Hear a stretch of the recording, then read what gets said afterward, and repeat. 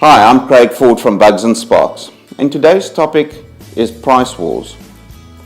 I thought I'd discuss the price wars a little bit more in depth to give entrepreneurs that don't have a formal business degree a little bit more insight as to what the ramifications are of a price war, whether you are involved in one or if you started one.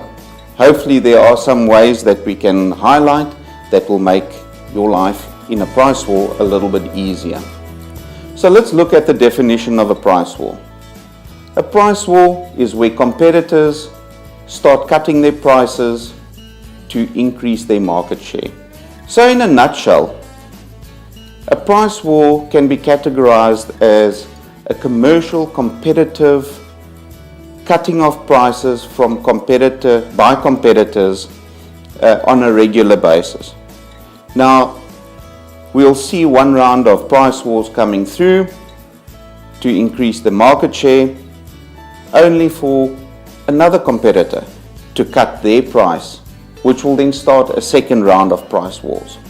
In the short term, price wars are very beneficial to the consumer, who can take advantage of these lower prices. However, in the long run, it is the companies that lose out. The price war forces profit margins to decrease to such extent that it could possibly close businesses down. Let's have a look at what causes price wars. Generally, in the industry where there are several comparable products with many companies servicing those products, you will start seeing a price reduction in order to capture market share. However, this isn't always the way to go. There is a large incentive for companies to start a price war to increase their market share. However, it could be devastating or even deadly to companies that do not have the financial resources to be able to follow suit. With fewer financial resources, it will definitely shorten the lifespan of a company and in most instances force that company to close down, which means loss of jobs as well as income. With consumers and price wars, on the surface it seems like a great opportunity for consumers.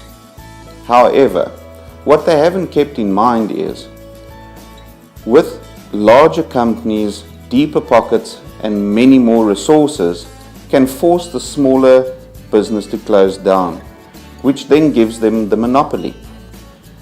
They are then in turn in a position to be able to increase their prices substantially, which then will negatively affect the consumer, as there won't be another competitor out there that will be able to regulate or even offer the product at a reduced rate.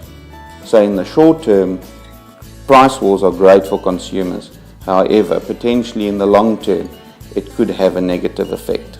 What many companies think of doing is a temporary price cut. However, this now creates a perception in the marketplace that that is what that certain service or commodity is worth. The temporary price cuts generally become permanent price cuts, which then puts the company in a position where you find it extremely difficult to move your prices back to the normal status quo. Having cut prices and trying to move them up again might just find you in a position where you have lost certain clients. As the old saying goes, you will never be the best in the world. There will always be somebody better than you. And in this instance, there will always be somebody that is willing to cut their prices even lower than yours. So let's start looking at a way of preventing a price war, or if you are involved in one, how you can change your business model to sidestep the actual price war. So one of the ideas I've put forward in my own business and seen it work in other businesses to curb a price war is creating a competitive edge. By determining what your value proposition is and focusing on that to justify the increase in price, or at the very least, the stationary price in the marketplace will already set you apart from the competitors and give you the opportunity to sidestep any potential price wars. Ultimately, price only matters when there is no differentiating factor within a product or service, and therefore you need to make sure you have a differentiating factor. With your differentiating factor, you need to ensure you notify your customers of what sets you apart, because the fact that you might know what differentiates you from any of your other competitors doesn't necessarily mean that your clients actually know what the difference is.